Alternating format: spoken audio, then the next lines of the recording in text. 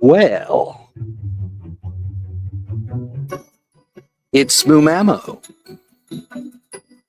And of course, I'm talking about Mutants and Masterminds Monday. It's a weekly program where we get together and we talk about the only superhero TTRPG ever made, Mutants and Masterminds. Bizarre, but true. I don't know why. I mean, it's our market, we corner it. What do I hear? Bells in the chat? Well, it's Paul Rua who's here with bells on. I always wondered what that meant. Can you hear me, friends? Do I sound good? Do I sound great? Do let me know, won't you? Well, those are the only two options, however, good and great. Yes, good or great. If it's bad, I don't want to hear it. Let's see. Who else we got? Keegan 300. Is that right, Keegan? Am I saying your name right? I'm here to butcher names. That's really the only talent, the only power that I brought to the table. Devious is here. Jingle, jangle, jingle, goes Paul Rua. That's true. Troy, Belzon originates from 18th century wagoners traveling across America. Wow. Okay. It's a tradition of decorating oneself or one's clothing with bells for special occasions. Well, this is a special occasion because we get to hang out with these two cool dudes. Hello. How are you doing today? It's rocket time. Yeah, it's rocket time. Yes, we're talking about the problem with speedsters and the Coyote's Conundrum, which is I had not really thought of it, but it did force me into a deep dive about the philosophical underpinnings of the Roadrunner. Yes, yeah, and what that represented, and it's sort of a allegory to our modern day consumerism and et cetera, et cetera. Let's just say it put a new facet on my childhood Saturday morning cartoon watching that was not welcome. Well, nobody ever talks about Wile E. Coyote's massing amount of credit card debt for all the Acme equipment he has to buy. Well, nobody talks about Acme. I mean, like their products are just shabby. Yeah. It's sort of like Wish before there was Wish. But they are not responsible for user error. That's true. That is true. Very well spelled out in the fine print. I bet you would have been really good at taking out other Coyotes. I think it's not Roadrunner grade equipment. You know what? Yeah, and it's weird. It might be by design, right? Put that in your consumerism stocking. Hey, happy holidays, everyone. Let's see a little note from K-Can. K-Can 300 says Krampus also wore large bells. Indeed. I'm more of a Krampus kind of guy anyway. Santa Claus famously wore bells as well. Really? Sleeve those rings. Are you listening? Clutch is an acquaintance of. Oh, that's right. Here comes them jing-ring-ling-ling, seems something into some other stuff and holidays and other things and for you. Okay, Klutz says these are the words that Troy knows. Not even close to the actual words. Let's see. An acquaintance of mine created a really nice system for speed, quickness, and how many bystanders one can save per turn. We use that as an example in our write-up. You'll have to let us know where we can find this great system, Claude. Actually, you should, Claude. You should have them publish something like that in the think tank. Yes. For those of you who do not know, and I'd be surprised if you don't. The think tank is it's kind of our community hub where people hang out, and it's atomicthinktank.com. And I'll tell you, there's more mutants and masterminds than there are minds. I mean, there's just so much going on there. We've got Devious mentions the Freedom City Library. We've got the Aegis Files. We've got all kinds of really great write-ups. A few of my favorites that just have been a real joy to read. You want to check that. You want to check them out. Oh, good. Claude says, I'll see if I can get them to post it on the tank. Great. Do so. That'd be wonderful. Doc Point says, I envy speedsters a little bit for the whole, my metabolism is so fast, I need to consume at least 10,000 calories a day thing. Is that true? For some of them, yeah. Interesting. Oh, that'd be a fun complication, I suppose. That was a big thing for the Flash in the, I want to say, early 90s. Got you. Got to have that big, Fred, different Phelps. Yeah. The wrong Phelps, the swimmer Phelps, his, Mm. giant breakfast that he always had to eat. I'm imagining that was a lot of food. So, what is the problem with speedsters? Uh, sort of. They can be everywhere, every when, all the time, all at once, and Mhm. having to wrestle with the fantasy of I want to be a speedster who travels 3,000 times the speed of light, and I could react all the times, and I could spend 80 years in one moment while everybody else is catching up, and having a fair and balanced game experience for everybody who doesn't do that. Yeah. Yeah, yeah. I Well, mean, hey, a good memo into you, David Bodie. Sorry about that. Go ahead. indeed. Well, I was going to say the real summary of the problem with speedsters is one of expectations, and we've talked about matching Ah, and meeting expectations in on prior episodes, and it's the notion that super fast characters in the comic books, super fast superheroes or villains, have certain limitations or certain ways in which their speed is handled. And for the most part, mutants and masterminds tends to take that into account. Um, but you will occasionally run up against the why can't I do X because my character is super fast. Like my character is super fast. Why can't I hit all of these villains 400 times before they right. even move?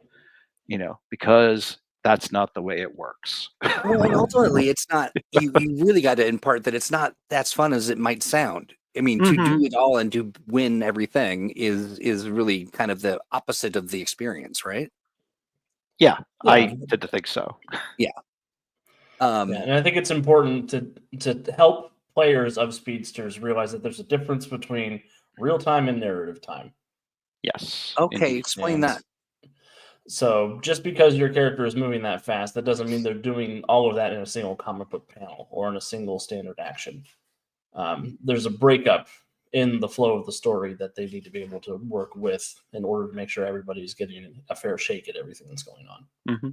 All right. Yeah. So, what are some things you can do to sort of, for lack of a better term, throw a speed bump, in the midst of all this stuff after Well, managing expectations, of course.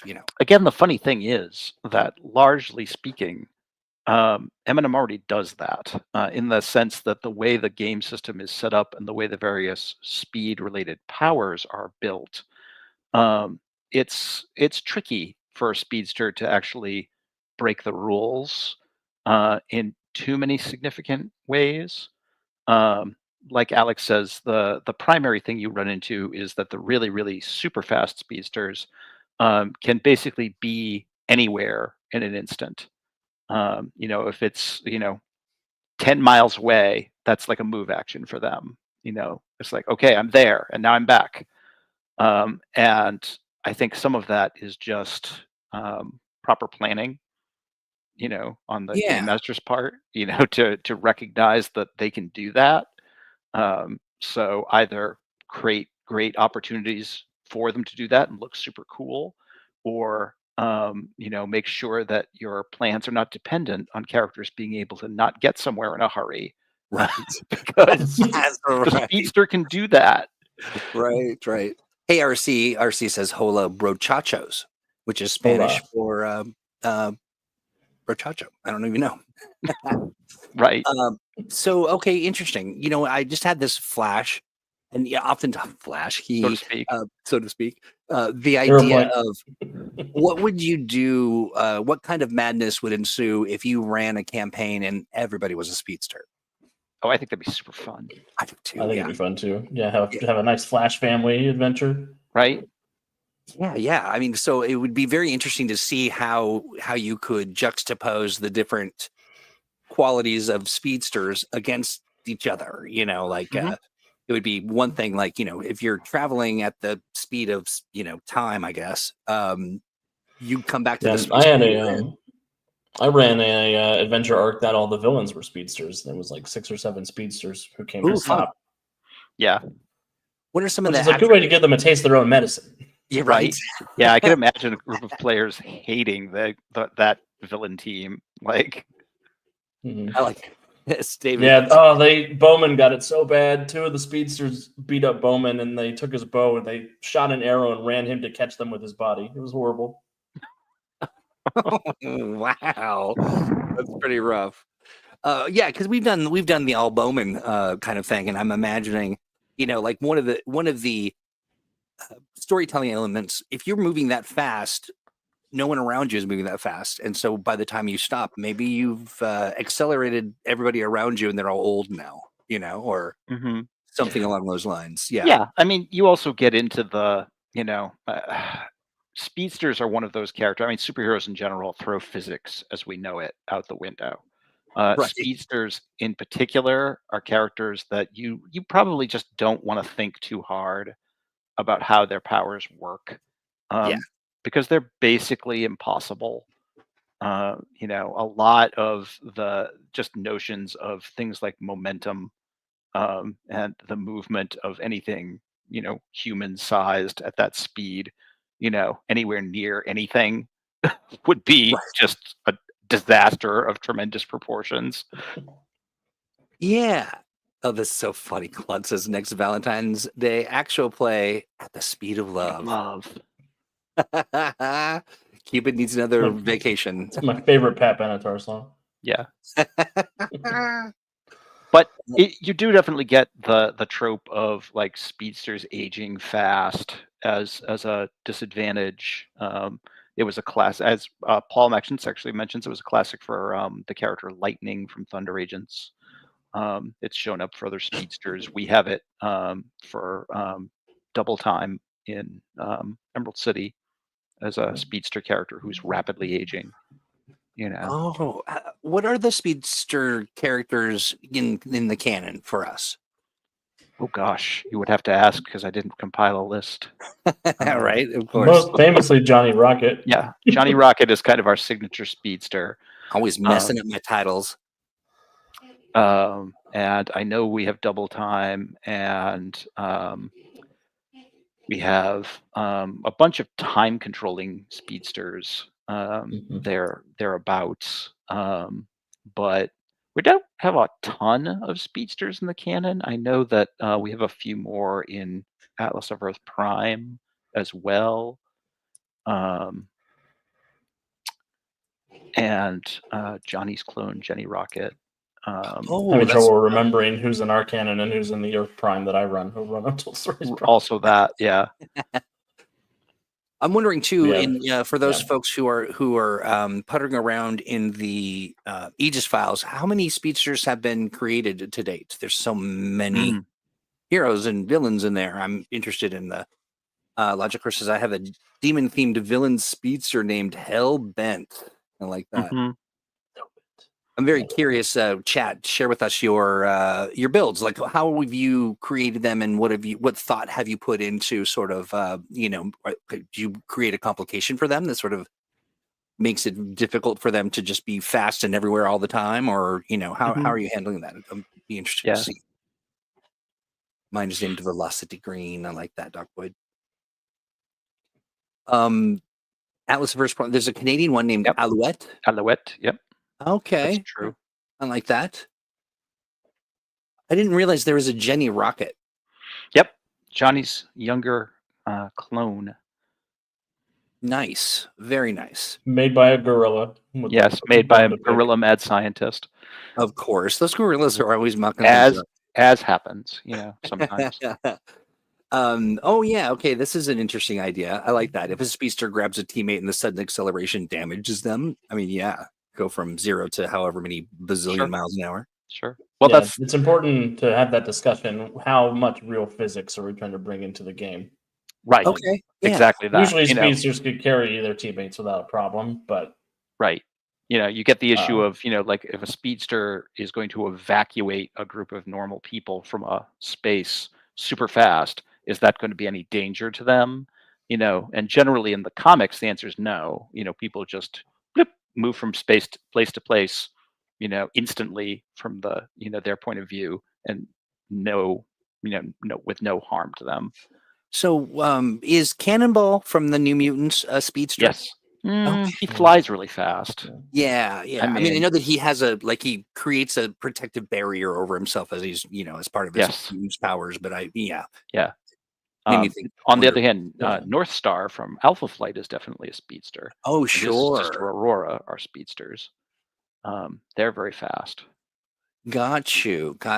What are some other speedsters? Of course, we talked about the Flash. Quicksilver is probably the signature speedster from the Marvel universe. Yeah. Although ironically, at different points in Marvel's history, Quicksilver is probably one of the slowest speedsters in the Marvel universe. Oh, really? Yeah. Depending on Interesting. which version or what part of canon you agree with.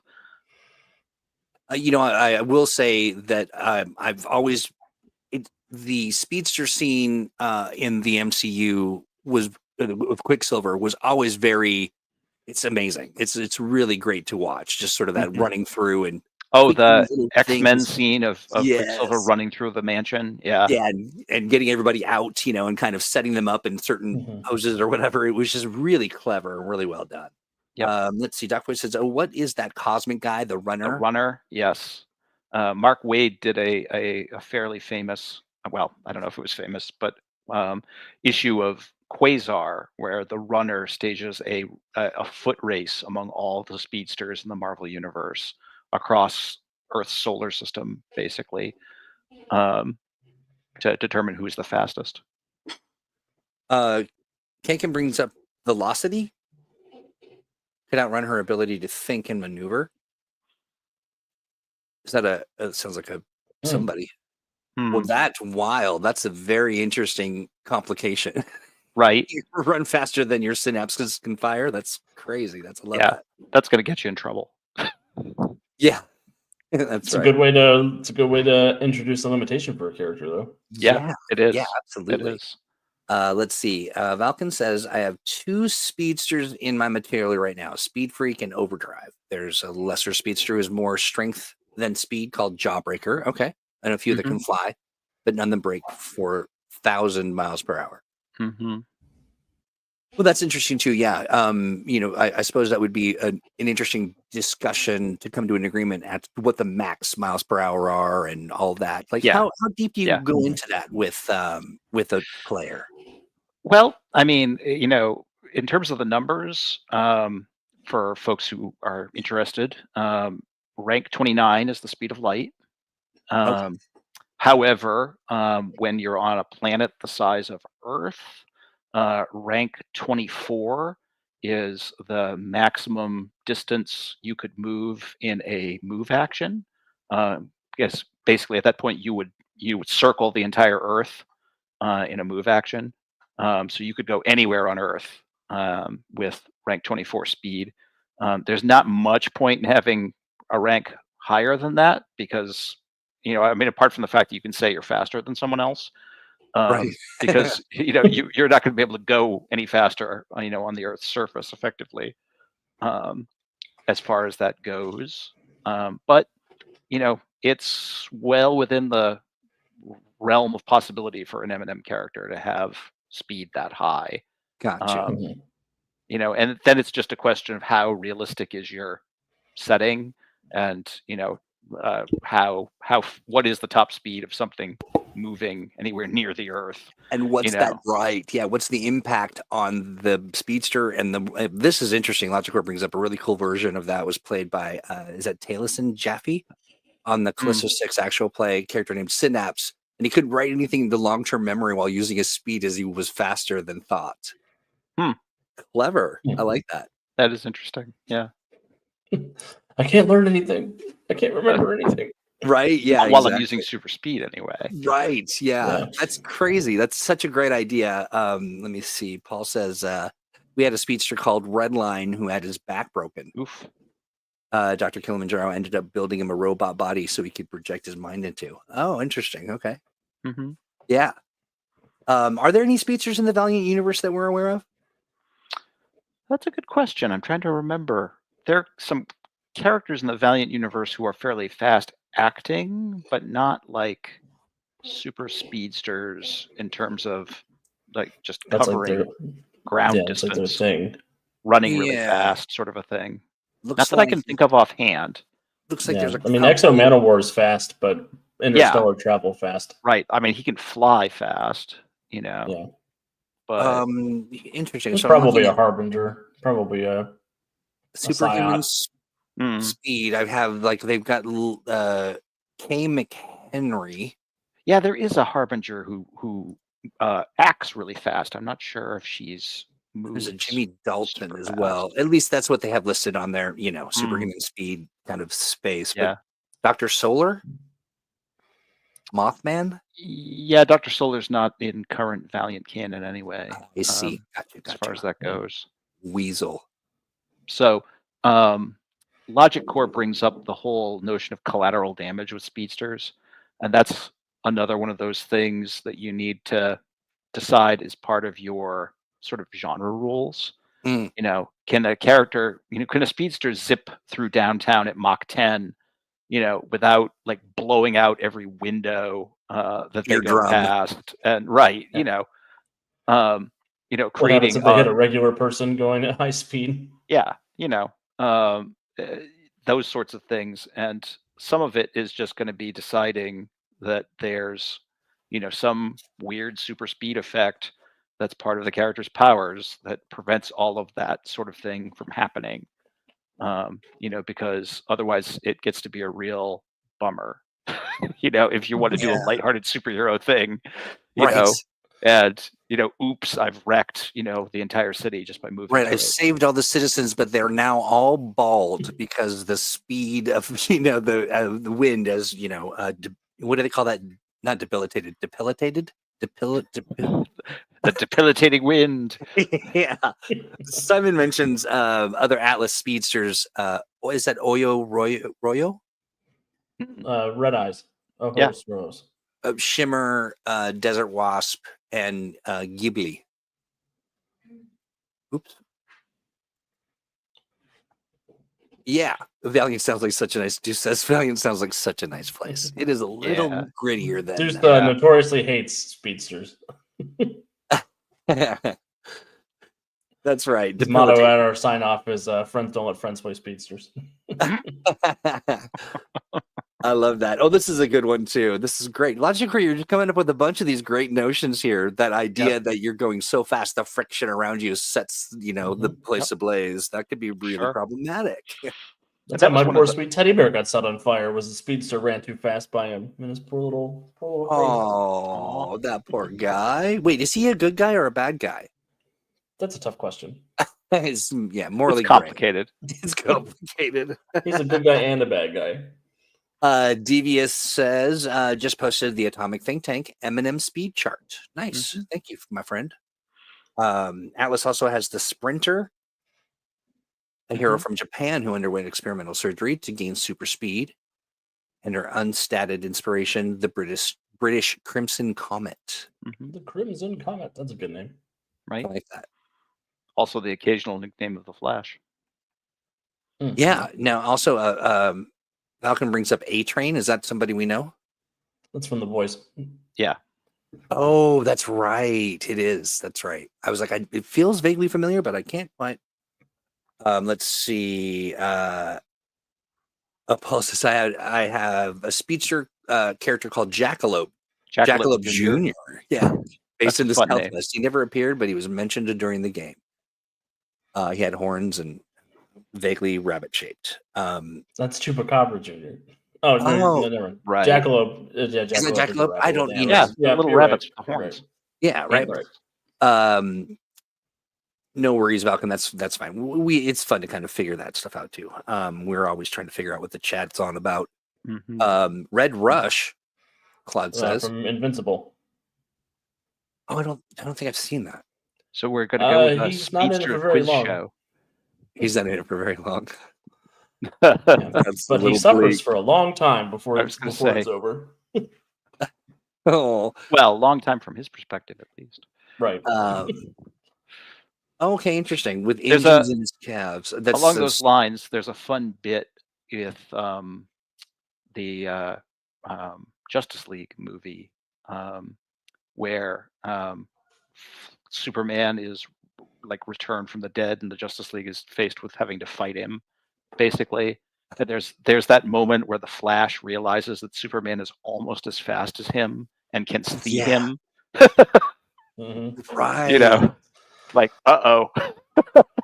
Yeah, Superman is kind of every hero, right? Like it's Yeah. got a little bit of all the powers. Let's see. Oh, bummer. Yeah, I mean, I don't know what happens to this poor Red Rush, but RC says, "Man, it's so unfortunate how much longer Red Rush's headaches last compared to us regular humans." Yeah. He just gets one really bad migraine that one time, but it's enough to be the end of it. It's only that one time, and Just then that he's one cured. really long migraine. Yeah. That sounds a little bleak. Yeah. Indeed. What's I'm not sure how to pronounce this. Ingenium. Ingenium. Okay, Ingenium. I'm like Ingenemium. Would call out A-Train as a reckless jerk who endangers people. I see. Yeah. Yeah, David Bodie. That's the word I was looking for. That's well said. A variable hero. Yeah. Okay. So now we've kind of identified the various speedsters of the lore. What are some other things that people should be kind of, solving problems related to the speedster? I think it's important for GMs to remind players that don't look at speedsters as solo comics or solo movies for the inspiration. Look how they operate in team scenarios. As team members, yeah. Indeed. I like that. Same reason Superman doesn't solve all of the problems in a team-up adventure is because that's not what the team-up is about. So what would you two do to help the team build a rapport and an understanding of the speedsters, of all their powers, but really we're focusing on the speedster today. What kind of scenarios, or what would you do in a session, 0 or -1 or whatever? I like to remind speedsters that I will include opportunities for them to do cool speedster things in the story. As well you should. And they'll be pretty obvious. It'll be something like there are 75 bombs across the city that all need to be defused while this combat's going on. Clearly, that's for you to work on. Right. Get to running. Yeah, I agree with Alex. I think that part of it is just staging your adventures to give all the characters the opportunity to show off the things they're good at. And so obviously for the speedster, it is those, like we need to do this in a hurry, or these things are too far apart, or even a trap designed just for them, like a pair of absolutely pants. Mm-hmm. The Deuce brings up corduroy pants. Yeah, yes. I mean, static electricity alone is enough to take you out. Right. You could hear them coming from a mile away. I like that. This is great. Logicord talks about and give them some goons to mow through between getting to the bomb. Absolutely. Speedsters are great characters to give, take down, and let them take out a whole bunch of minions all at once. Absolutely. Yeah, absolutely. And Raymond, you're up, sure. Why not? Speedy Gonzalez. Also Speedy Gonzalez and of course the Roadrunner. Yeah, I just saw the trailer for the new Sonic movie. There's a bunch of speedster characters. Yeah. I like that. Sonic and is Knuckles and then doesn't Sonic have a girlfriend? I'm not up on the Sonic lore, but I think so. There's a pink hedgehog. I don't know what her name is. Yeah. I think it's I can't remember. Sonia probably. Let's see. Amy Rose, says Villith. Oh. So just brings up this. Seize the initiative is a great Eminem answer to start a speedster on the back foot for a little challenge and break up the usual super initiative. Explain that. So seize initiative is an advantage that lets characters essentially spend a hero point, or in the case of NPCs, the game master can set it up as a complication that lets a character just go first. And regardless of what the initiative rolls are for that round, for the encounter, and as pointed out, because speedsters often have huge amounts of improved initiative, and initiative scores in the double digits. Sometimes it's helpful to have a character who can just decide they're going first anyway, and you can come up with whatever story reason you want for it, up to and including that they are just brilliant tacticians, and they have anticipated the speedster's actions to the point where they have already acted beforehand. Yeah, yeah. You know, I'm reading RC mentions this, which I think is very interesting. But making a point, yeah, it is good for all players to make this point, but that, you know, extra effort. So you get what you pay for as it Mhm. relates to your hero. You don't get to just suddenly begin whipping up a, you know, a water spout that you know, I mean, like you've got to have that as an ability, right? Yeah, I mean, unless you're, engaging with extra effort and power stunts, which is certainly Yes. encouraged. Um, the general ethos is you get what you pay for, Mhm. and your abilities do what they do. So, you know, Eminem's powers are designed so that being able to move really fast from point A to point B does not necessarily mean you also get that many proportional actions in a round. For example, quickness is very specifically designed to do things that are fairly routine and not Mhm. like attacks or things like that. It's designed for you to do routine stuff fast, which is what speedsters do, whether it's, rescuing people or it's, disassembling or assembling things or, those sorts of things.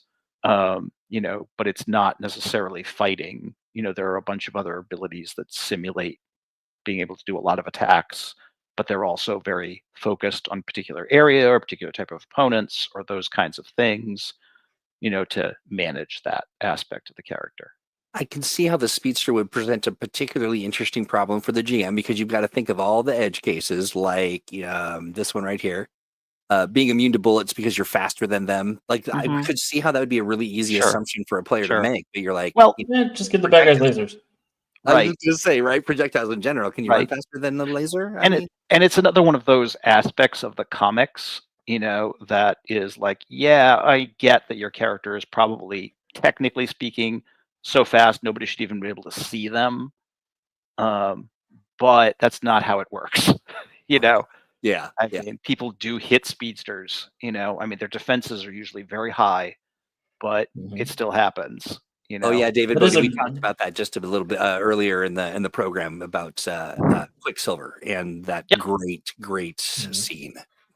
Yeah, I do think it's a great thing about Eminem that the way we balance that is if your defenses are really high, if you do get tagged, you're going to have a bad time. Yeah. Yeah. Squire asks a question about Dr. Clock, Hmm. who has subtle on his speed. What is that describing exactly? Well, my notion for that was basically that he would often be able to do super speed things without you noticing that he had moved. You know, Oh, Mhm. sort of a thing. That was a like there wouldn't be like wind or sound or any indication of movement. It would just be like, oh, and he's over there. And he's done this other thing. Like stuff just sort of happens, and it's that sort of stuttering effect of like watching a film skip, in that sort of way for him as a time traveler essentially. right, It's right. I think it's also important to remember that most speedsters villains are not super fast. Like there Yep, are fast villains, but there are. most of the Flash's villains are like, I'm a guy who throws sticks really well. I'm gonna hit the fastest guy in the world. Right. Right. Right. My Or thing is I I've got throw boomerangs. Right. and Right, right. everybody knows cold is the natural enemy of fast, as I stated many times playing Captain Cold Right. There's a thread in running that through big chat Atlanta Gen Con. talking about some you know, an adversary that's sticky. Yep. They're calling it Sticky Mhm. Steve. I don't know if that's a Sure. is that a real I'm not sure if they're just Or sort like of Face Pot Pete, but sure. Paste Pot Pete. you know well, I mean, in the Justice League cartoon, the Joker takes the Flash out with a handful of marbles. you Right. know I mean, Right. so like, if we're gonna be comic booky about it, it's sometimes just a matter of, hey, I can make an area trip attack, you're fast, too bad. you know Yeah, everybody asks Too this, which is bad. interesting. Do you think Batman has a touch of super speed on his stealth to allow him the ability to disappear when someone's distracted? no, Batman has hide in plain sight. um, Gotcha, because he's still there. He's watching. you know um, Mhm. I love Batman that. stealth is all intimidate. You just pretend you don't see him. This is great. Yeah. Boomerangs operate outside of the law of physics, which makes them perfect for fighting speedsters, says Claude. Yep. Absolutely. I love There's that. the top who just throws tops at him. Like there's so many just insane villains. Yeah. Yeah, yeah. Doc Boy brings up the turtle. Yep. The world's slowest man. Yeah, how does that work how does that work? How do they play that out? It just seems like Well, there have been various incarnations of the turtle. A lot of them are sort of mad scientist types, I so I see. mean, you'll get the guy, the turtle coming up with, his slow ray, things like that. Right. It was the Silver Age, man. What It's can a I freeze say? ray, but not like that. Right. Yeah, just a slow, but you're still, basically room temperature. I think it's also good when you're designing the speedster alongside your player to figure out where the speed comes from, and if there is an external force, like the speed force or Right. the wellspring of velocity is what I call it for Untold Stories. Yeah. That could be something that acts up and can lead to issues with their abilities. Yep. No, That gives you all sorts of excuses to do weird stuff to their powers and that sort of a thing. Now, can it be canon that speedsters are just rendered immobilized by quicksand? But it's Well, kind of make an appearance somewhere as dangerous things somehow. Yep. I mean, it can be. Oftentimes speedsters, of course, have the classic speedster ability to run on the top of liquid. Just like Right. skim across Right, like surfaces. those lizards or the and what's that guy's name? Jesus. Yeah. Right. Sure. Let's see. Oh, yeah, this is great. I'll tell you, if that's a villain, procrastination, I mean, Mhm. call me that. Boy. Right. A villain like Clock King who's Yeah. great with timing can be a fun challenge for a fast. Yes. Yeah, absolutely, Claude. It was someone had mentioned, I think it was you, Claude, about the punching so fast that it's an area of effect, Mhm. impact. That's How would you that's a would great that have- speedster effect. Nice, Mhm. nice. Just Um, stick And that's area. the other cool thing about M is so much is just description based. So Yep. Right. you could say I punched him a million times, and that's what happened. Right. Oh yeah, Raymond, I do imagine spikes could be kind of a bummer, Yeah. depending on, let's see. I ran an Injustice League game, and they built a monofilament fence that they ran the Flash through and cubed him. It was bad news. Oh, cubed him. Yep. Wow. That's something else. Let's see. John mentions there are plenty of options to deal with speedsters, area of effects, environmental effects that make the landscape impassable or treacherous. Opponents then have super tactical abilities, precognition, or probability control. Yeah, very interesting. A lot of Probability those is a lot of interesting. those are just dealing with the issue of speedsters having super high defenses. Right. And there are just ways to get around that, because they're things that don't target the character directly. So yeah, speedsters are made for running into traps and running through, minefields and things like that are just going to mess them up. So thinking about probability control, how would that impact, practically, how would that play out in an encounter? Depends on how it's set up, but the classic thing for a speedster is a probability control power that's basically a perception area effect attack. That is the effect of it is just some sort of mishap happens. It's sort of the classic hex effect. Yeah. And that sort of attack can definitely literally in many cases trip up a speedster as far as that goes. I could see that like a penalty somehow on the dice roll, like somehow they are not able to get, or they have a penalty of whatever. I mean, yeah, interesting. Let's see here. What did I see this? Oh yeah, this is funny. Color me surprised that Jay Gray's favorite, superpower is a speedster. Jay, you were late for the speedster episode in true Flash tradition. We appreciate that. Right? True speedster form. That's Right. right. That's right. Oh yeah, so it seems like kind of the garrote or the Yep. that Clothesline effect. yeah, clotheslining. Yeah, exactly. Is a Yeah. great way to handle speedsters. Yep. again, it's one of those things that you really need to figure out. Is that just going to knock your speedster out, or is it going to literally decapitate them? Oh You yeah, know, yeah. depending on the level of realism you want in your game. Now, how much when it comes to the speedster, because there's so many different ways, and people are in general agreement. There's some very nefarious plans for speedsters of various types in the chat. But how Yeah. do you negotiate with the player to maybe to avoid spoilers, but also make sure that there's at least a little kind of dent in the armor so that you're not having to deal with. I think you start with a light version of the lesson, because one thing that happens a lot with speedsters when I'm playing with them is they want to run ahead of the group and scout everything before the other heroes get there. Mhm. Mhm. And maybe the first couple times they do that, it's okay, but every now and then they just really run into a lot of extra trouble that they weren't expecting. Yeah. And it's you don't put them in a trap and kill them right off the bat, but you create a situation where if they'd waited for everybody else, life would have been a lot easier for them. So maybe they get Right. a few rounds of combat before their friends show up to help, or Right. they trigger an alarm and they make they alert the villain that there's something on the way. Yeah. And I think that it's a good way to emphasize the smart and capable villains by giving them the countermeasures that basically Yes. say, "Yeah, I've already thought of that, and Right. I've prepared, for your expected arrival." I mean, especially when the heroes are established and the villain can reasonably know what all their powers are. Right. Then if a master villain knows a speedster is going to be involved, they're going to take measures. Right. Suddenly they're encased in a block of, amber or You something. know, yeah, or the Yeah, speedster is going to run into a trap of some kind. Sure. I The am Deuce a was a I'm a I'm a big fan of the bargaining approach too, where you say, okay, you want to go ahead and scout. How careful are you being? And that Right. tiers the information and the consequences that I'm Ah. willing to dish out. So the Yep. more info perhaps that they think that they're getting, the riskier the endeavor is. Mhm. Hmm. Very interesting. The Deuce calling Alex out, saying that the tried and true Alex approach is to go after the allies and friends. They're not as fast as you, Yeah. Yep. friend. They're not as fast as you.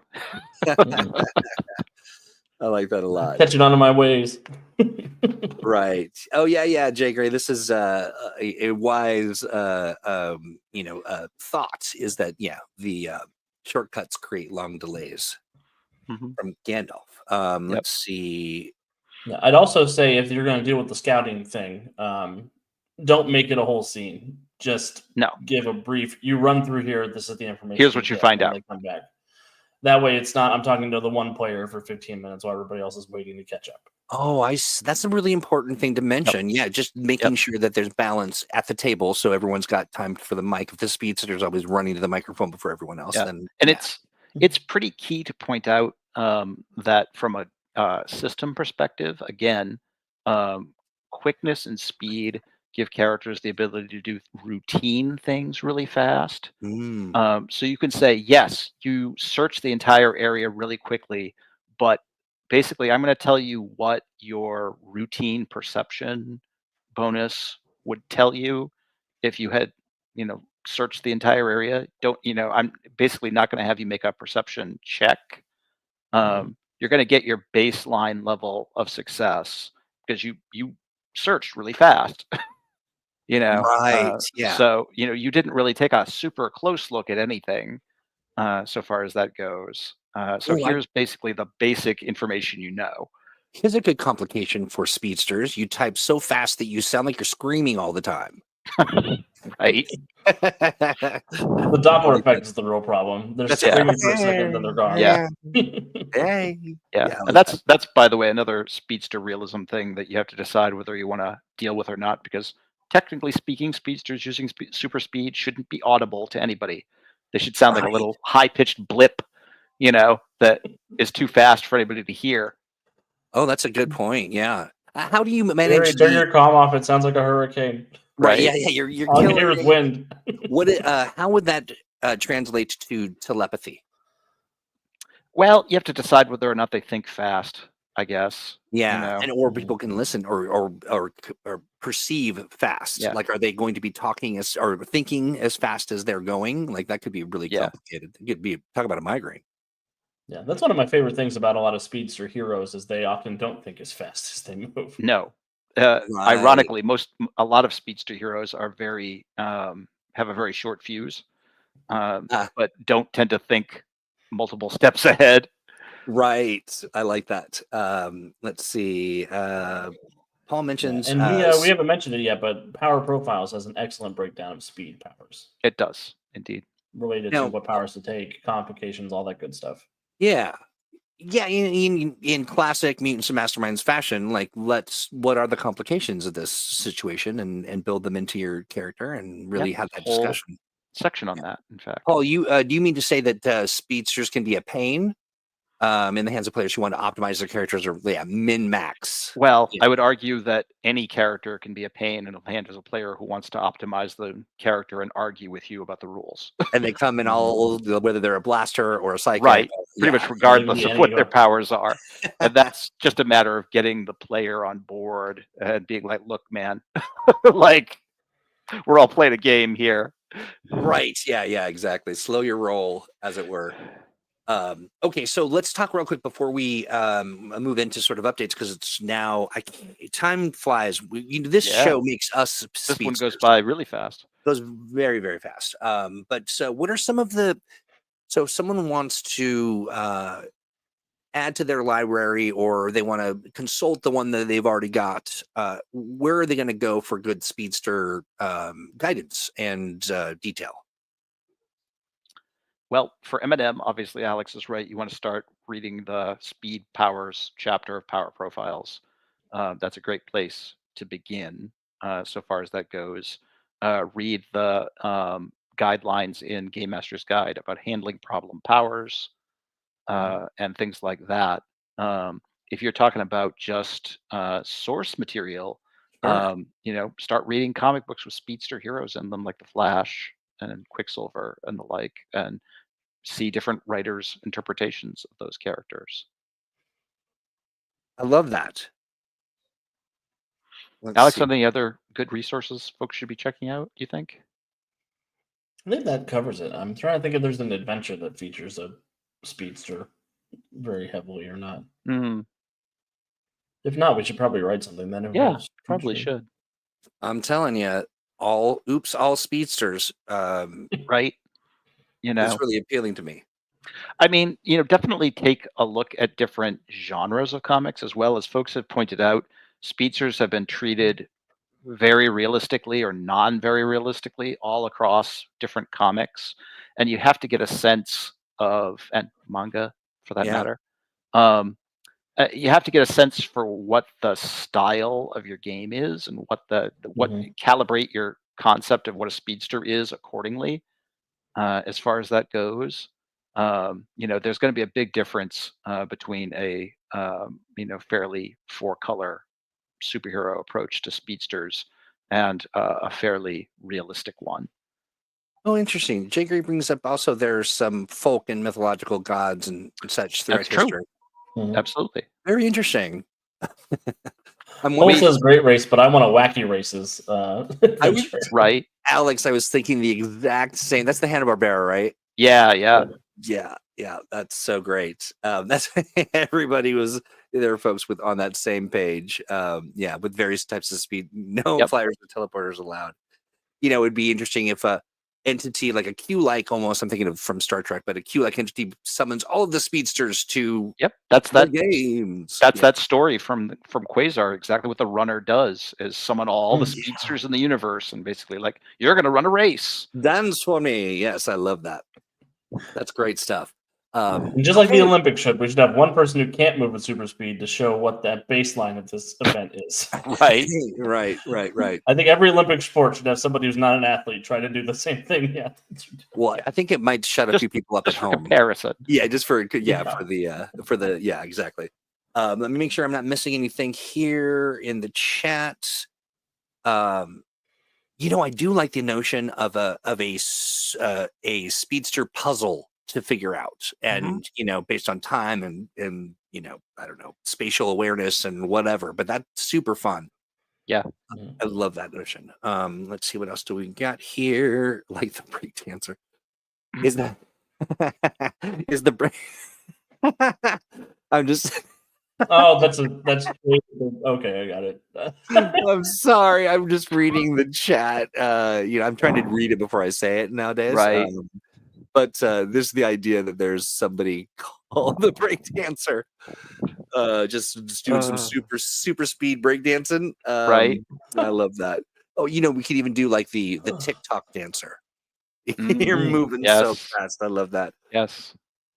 Hilarious. Well, gentlemen, we're moving so fast into the holiday season. We got so much stuff going on that it's almost criminal. It's a ton of stuff. We've got here's our calendar. We've got look at all the stuff now. So you're on tomorrow. Is it the 9th? That's the 16th. Holy smokes. Yes. It is. We're way Creating past the Got a busy 9th, week Troy. this week. I know. I can't believe it. We got something are- every day this week. We are. Yeah. I cannot believe that we are this close to the end of the year, let alone Christmas. But anyway, And it's so your you're birthday doing tomorrow, Troy. the 18th. Say, what is today? It's the 16th. Okay, Just 16th. kidding. Your birthday's on Wednesday. That's I right. can't do math. Neither can I. You said that, and I was like, "Is it? Is it today? What's happening?" Yeah. So we have you. We've got you tomorrow, creating memorable Yes. NPCs, right? Yes, I'll be here at 5 p.m. EST and giving advice about how to create memorable NPCs. I love Probably it. not villains, but people who are in the background of your characters' Right. lives. More or supporting fun characters. Pets. Yeah. I dig it. And then we have Everybody needs Jimmy Olsen. we do have for the Cape and Cal Club a dev chat on the 18th, which do coincides with office hours and also my birthday. You're not going to want to miss this dev chat because we have some interesting stuff to discuss. We do. Listen, friends, I want you to do me a favor, everyone who's in chat, and look into these gentlemen's eyes. When do you ever hear them say, "You're not going to want to miss this. Some very important stuff is coming"? I don't want to put too fine a point on it, and we can't really talk about it outside of that moment in the future. But pay attention. You're going to want to be paying attention. Or you will. David Bodie would like to know how it is folks get to the dev chat. Well, to get to the dev chat, you pay $8 a month for the Cape and Cal Club. It is, we'll talk about this. There may be opportunities for folks to attend, but members of the Cape and Cal Club get basically an audience. They sit and chat with Alex and Steve and talk about all manner of things. And the one coming up, it's a doozy. So let's see. Kagan asks about Valiant release information. Do we have something to share about that? Soon? Not anything pressing. Not yet. Soon. Yeah. So don't be PM, pressed. yeah. Kagan. Thank you, Tempo, for the happy early birthday. Jigger says I'll be One there. book is in art. That's all I'll say. Okay, yeah, and that's a very productive place for it to be. Progressing. Art will be arting. But again, real quick, so that's on the 18th. We've got the dev chat. That happens at 5 p.m. No. I want to say the dev chat is at 7 or 8 p.m. Eastern, right? Or maybe it's 5 p.m. Pacific. You're right. Maybe it's 5 p.m. Yeah, yes, that's what I'm thinking. But it's also in the It's on the calendar. it's on the calendar. And then we've got, of course, Third Stage happens on the 19th, and then the workshop, which is phenomenal. Great opportunity. That's also part of the Cape and Cal Club, which is like they're basically you are. It's a master class in creating content around a town called Pinewood, right? Yeah. Then I've been reviewing people's submissions and making editor notes, and I'm excited to have some stuff to share at the workshop this Friday. Nice, awesome. And then. Then we have the holiday extravaganza happening on the 23rd. And I was talking to someone about how proud I was of this artwork. And they said, "Is that yellow snow?" Oh, I was like, well, now that you put it that way. it's gold. It's It's not gold yellow. snow. It's a treasure. It's a good sign you need to go to the doctor. Right. Right. Just don't eat it, okay? It doesn't matter. It doesn't matter what it is. It's pretty golden treasure snow. But don't thaw it out. So we're going to be doing, I think we're going to be playing, I know, I can see Alex's face. None of you can, but I can. It's cracking me up. We're going to be doing all kinds of fun stuff. I think we're going to play some Jackbox. Yep. We'll have other, Moon Mammo related good stuff at the beginning. But yeah, so if you folks are, come by, hang out, we'll have some fun. We'll play, what is it, Drawful, or, just many Quiplash. opportunities. Yeah, Quiplash is so good. Mhm. Also, I love the what do they call that? The T-shirt one. Oh yeah, Oh, that's fun. Yeah, it's a TKO. real TKO. That's right. What I love about it the most is that you can order the shirt that you Right. that you made. So, hey, I'm just saying, do me a favor. Too late now. It's yellow. But do me a favor and brush up on your gravy squatch drawing skills. Hmm. You win extra points with Troy that way. That's right. That's right. Thank you, David Bodie, for the birthday wish. And look at this. Stan says it's a holly jolly season of green Ronin streams. It really is. Hey, real quick, Steve, what's going on in the Steve Kenson cinematic universe outside of all the things we just discussed? Oh well, I'm wrapping up my various Green Ronin projects for the year, heading into the holiday break, and making plans for next year. I am getting started on working on an adventure for the Expanse, for our upcoming Expanse campaign, that's going to be set in the Transport Union era, which I'm excited about. That's going to be a lot of fun. We've got all sorts of Expanse releases planned for next year, following our crowdfunder for the Transport Union edition of the game. So folks can keep an eye out for that. I'm looking forward to working with our Expanse developer, Ian Lemke, on that. So should be a lot of fun. Fantastic. How about you, Alex? What's going on with you? Oh, just getting all the stuff ready. All the things. Trying to get all the things. Trying to get everything finished for the end of the year, so that we have a clean slate going into next year to do lots of more exciting M&M stuff. Yes. All those things that you are asking about, Alex is working on them. That's right. As any good speedster, he is, It's me. I'm the multitasking. pipeline or the bottleneck. I'm the bottleneck. that speedster is spinning those plates like you wouldn't believe. All right. Well, fantastic. Gentlemen, thank you so much for hanging out. Chat, as always, you are just a handful. I also want to mention Just a you wanna- handful. You got some just big a hands. handful. That is my polite way of saying it's more than a handful of trouble. But folks, you want to stick around because we'll be hanging out with Devious. We'll talk about what's in the tank here shortly.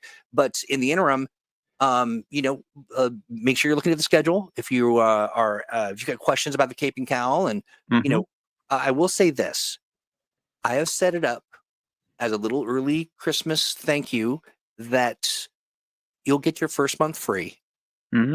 As you get into you basically you won't have to pay until the month is over, and then at that point, if you buy for the year, you get 2 free months. It's a total of 3 free Right. months with a free trial of a full month, friends. A full month of you being able to hang out with the Cape and Cowl Club crew and all the great things that we do and throughout the month. It's a lot, and it's a lot of fun. Yeah. So if you're thinking about it, give it a shot and sign up. At the Atomic Think Tank. I'll provide a link, a very special link that'll come from me. Thank you very much. Hey, thank you, David. I'm glad you did that. David Bodie signed up for the Cape Awesome. and Cowl Club. You're a pal. Excellent. So with that, we'll do our little quick changer room. We'll be back in just a moment or two. All right. Thank you, guys. We'll be back here. Don't go anywhere, friends. I mean, Alex and Steve are going to be gone, but you guys. You guys stick around. We'll be back. Maybe I'll still be here. Who knows? Right? You could be. You could be. All right.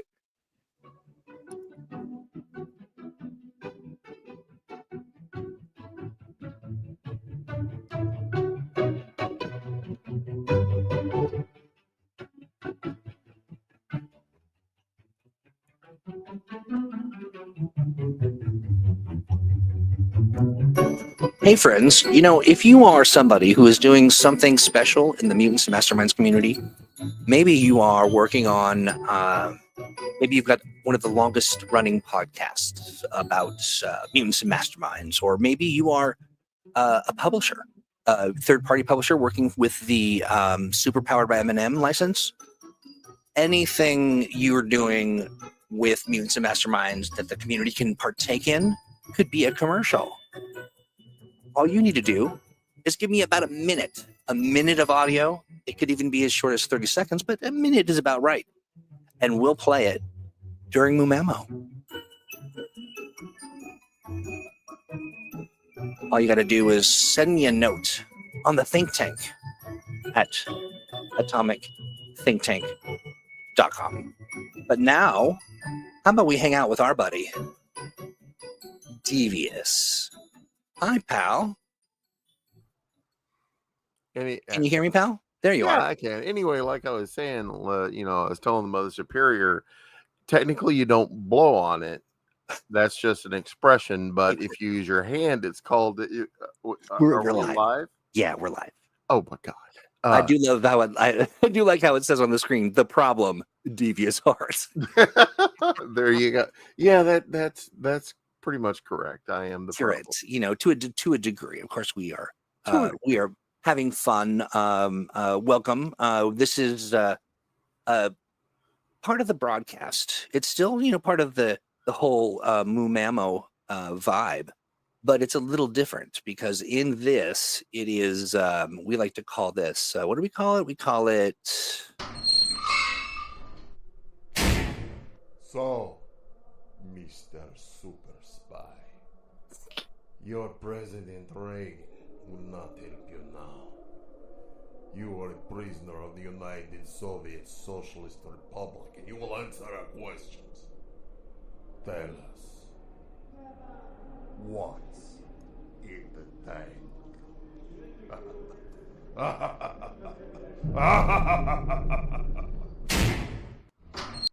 I love that. What's in the tank? That's right. Yeah, that's what we're talking about. Do I need to make you a square? Yes, or you need to make me rectangular. Let me do that. Post haste. And abra cadabra, just like magic. Ta-da! All right, Square. What's Excellent. Well, what's going on? What is in the tank? Oh, yeah. First of all, we have I don't know if you've seen these maps that Steinbrewer did for Rockhaven. It's so great. And St. Lawrence. Yeah, I didn't see that one yet. That is fantastic. It's all on that same article, and he's got links to Google Docs about St. Lawrence as well in there. What a great thing he's doing here. He had those done by a Robert Altbauer. Here's the website. You probably can't see. Yeah, you can't see it. Yeah, a little bit. But fantasymap.net is Robert Altbauer's website. He does fantasy maps, but just take a look at these. These are like straight out of a book. Yeah, they're straight out of like an official, thing there. Whoops. Also, I just did, because we were talking about speedsters, I put in my speed chart that I used for my game. I did a while back. What it does is, according to rank, it breaks down the distance, the 5-inch, you know how they have the 5-foot 1-inch squares on a map? Yeah. I broke down how many squares you can move per action. Nice. Basically what your miles per hour are, what your feet per second are. And then I did samples of what that means. Like, that's the moderate walking speed, brisk walking speed, fastest human, Usain Bolt is at level 3, fastest cheetah recorded 61 miles an hour, and it just goes higher and higher and higher up the ranks there. Nice. So I love that. Just put that in there. Hey, real quick, just before you go on, Logic Core says, I was swapping out laundry and now I have no idea what the hell's going on. Yeah, neither do we, interestingly enough. And RC. That's almost as if by design. Yes, indeed. Go on. Whoa. But do go on, won't you? Well, of course. Anyway, another thing I have here, in basically reflecting on the previous Mumamo, I myself did my thoughts on managing genre expectations, did an article on that for folks. Create, how to, do things like create a trope list for your players, things that so they can rely on what to expect on what the game is going to go into. So I did an article myself, and I linked the memo itself as well. Nice. Love it. There is just an amazing set of tokens. If you use tokens for your VTT, Yeah. Timsic, aka Dominic Fusil, has created an amazing set. We're going to get into it in just a little bit. I like and that also, guy. oh yeah, Dominic is awesome. Timsic's awesome. Yeah. And there was also just a kind of a question about the uniques. If anybody's seen them, if anybody has statted them out by Daniel Skinner, general question. For the Aegis files, we have Bargas by Chris Davies. This is my own character I put in here, Brutalia. I love that. This is some artwork done by somebody that goes on Fiber as Gab Graphic. Okay. And they're really, really good. And she is a frost giant princess who has been exiled to Earth. Loki, being the mischievous fella he is, seduced her, made her fall in love with him, and then outed her in front of the entire court, embarrassing her horribly and embarrassing her dad. So he basically exiled her here to Earth. She lives up in Alaska, but basically I've got all the information about her. Standing 8 foot tall, 2 inches, tall. She's 8 foot 2 inches. That's 8 foot 2 inches. She's a big one. And and you can tell here she got a big old hammer too. Right. As Paul says, she's a cutie patootie, a danger patootie. Yeah, danger patootie. Definitely a danger patootie. But Ice Hammer, she's got a lot of things going for her. And I have also included I think it's about 20 plot hooks for different ways you can use the character in your game. She's not really built so much as a villain as she is an adversary, or a possible adversary or ally, depending on how you play it. I like that. Absolutely. Hopefully everybody will enjoy her. Also, I mean, of course, Steinbrewer bringing it in. No longer bothering just to do one character per article, just putting in a whole slew, basically. Yeah. Here's the superhero group for Arizona, Arkansas, Alabama, Delaware. I love that.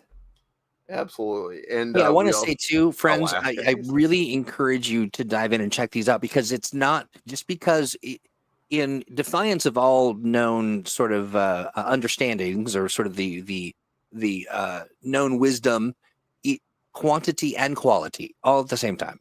Oh yes, absolutely. A rarity, but true here.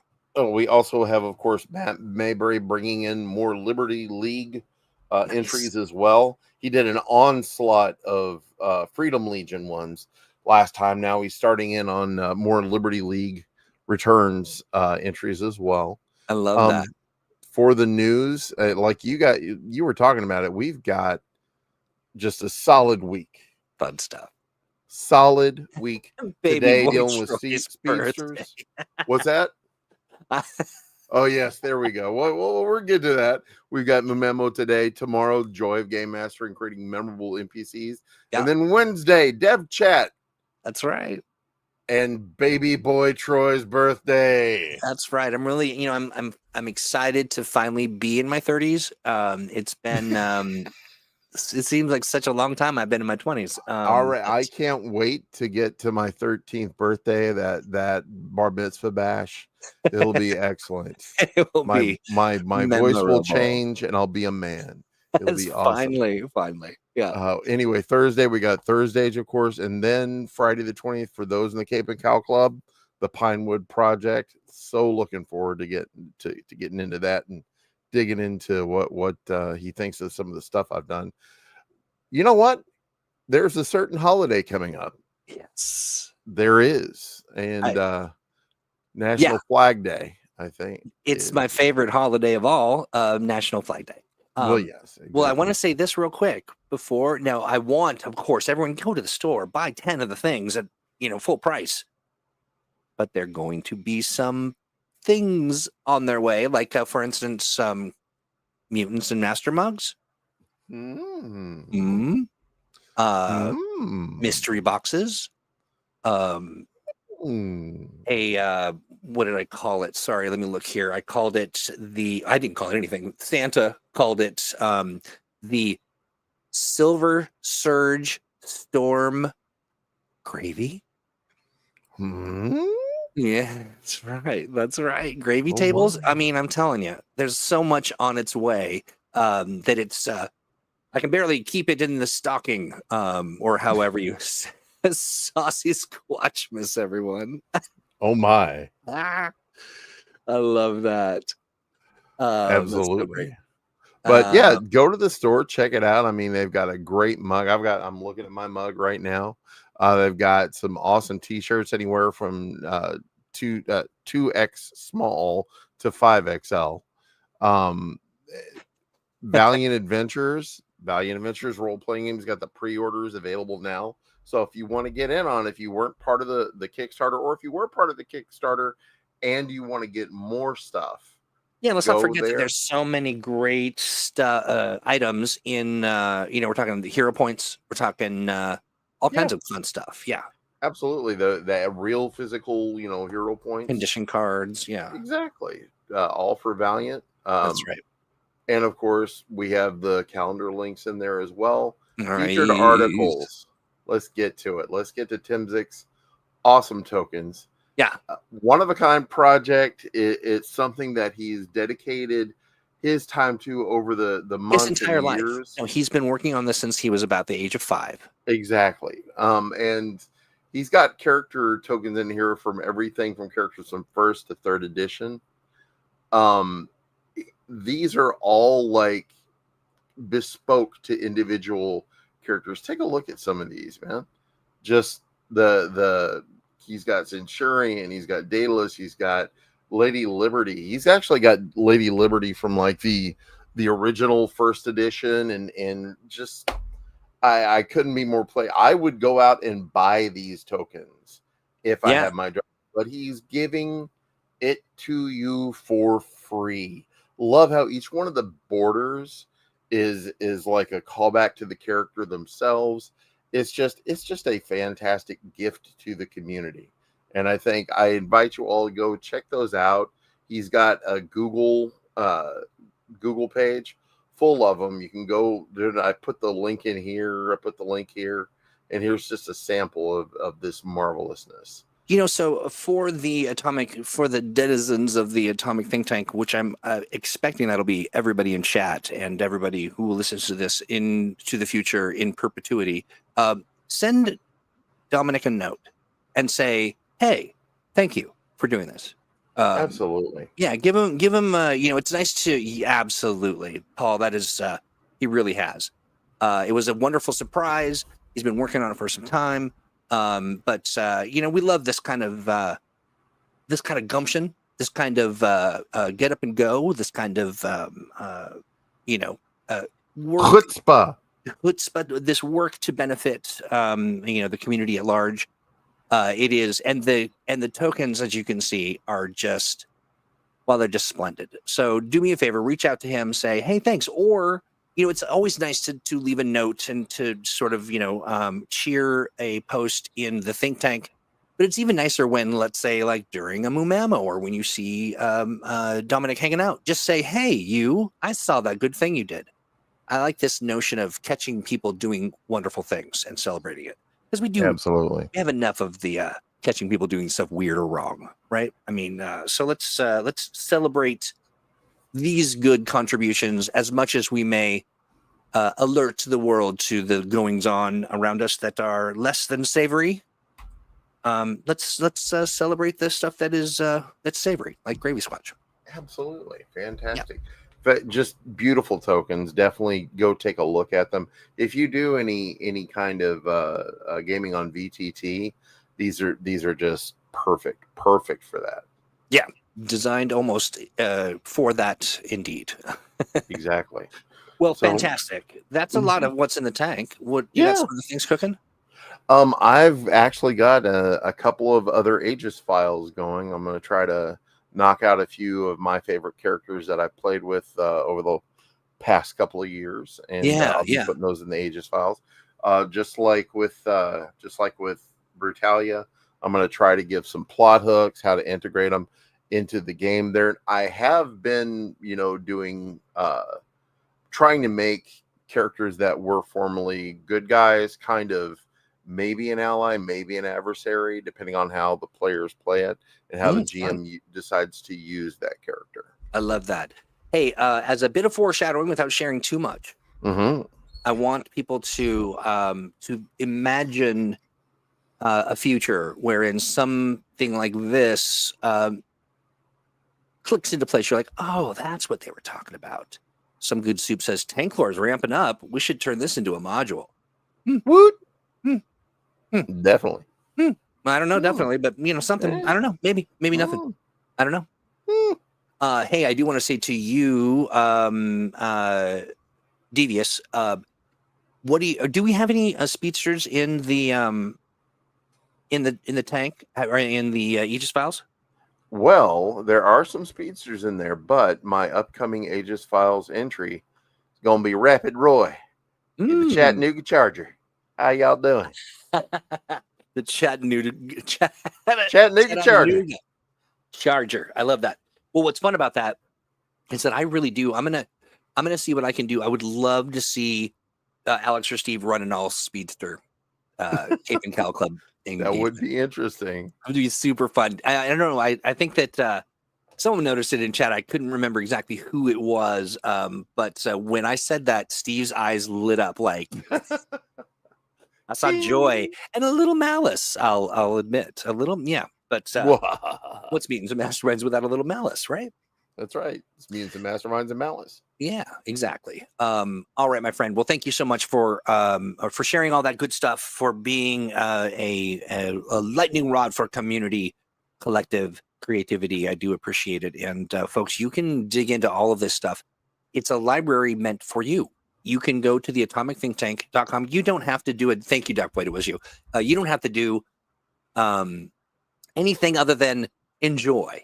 You don't have to post a treatise on anything. You may be encouraged to, you may be inspired to, rather, after you engage with some of the content here. And you may want to get into some of the great conversations about all of the edge casey stuff that goes on in Mutants and Masterminds, all of the ways that people handle things. The chat is why it's vibrant, one could say. And you almost have to be a speedster to keep up with the, the information, but it's meant for you to read, to be inspired, to borrow. And the most that we ask is for maybe, make sure you give a like or a little heart, which they call cheering in the Mighty Network universe. Yeah, we love lurkers. We love lurkers. We just love also input. So, give us a little happiness or a little note on anything that you like in the tank. Let the author know. Yeah, and make sure to look in the past as well. I mean, there's a lot of stuff that you may have missed. Go back and look through the records, do some searches using hashtags. Take a look and see what's out there. I mean, if you're getting ready to run a particular kind of game, look for hashtag, that genre. See if there's maybe information in there. Right. Exactly. The other thing that you do as well, that you can do as well is, maybe you see something that's shades of a notion, because these are all wonderful ideas that kind of get what's the word I'm looking for? It's like a culture jam of all kinds of, things that are tropes that are very familiar and new ideas and clever ways to kind of express these heroes, these villains, these stories, the equipment, whatever it is. There's a piece, it's represented in the think tank, but maybe you ask some questions of the author. Say, hey, how did you account for this? Or what would you do in the case of this rule or running into this scenario? I'm telling you, this place is rich for that for that stuff, and there's not really any debate. It is discussion. It's sort of yes and a lot of collaborative discussion. There's no right answers. There's no wrong answers. Rather, there's no right answers. Everybody's wrong.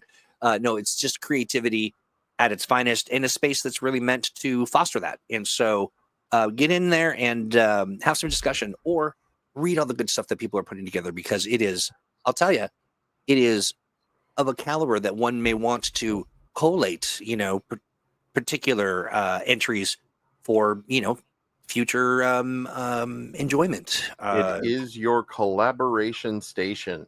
Oh, wow. I like that. That's right. I like that. Speaking of collaboration station, this program is just about over. Anything else for the good of the order, Devious? I think we've about covered everything this week, but don't forget, we have a packed week. Tuesday, tomorrow, Joy of Game Mastering, making memorable NPCs. We've got the Dev Chat Wednesday. We've got Thursday, and finally, we've got the Pinewood Project on Friday. A packed week. And don't forget, most importantly, on the very next Monday, Mumemo Holiday Extravaganza. It's going to be extravagant, I will tell you. It's like a potpourri, a melange, an olio, a chutney, Chutney, if you a will. hodgepodge of opportunity to have a good time. A holiday hodgepodge of happiness. That's right. Happiness, that's, your mileage may vary, but we'll be happy. Yep. With that, we say goodbye.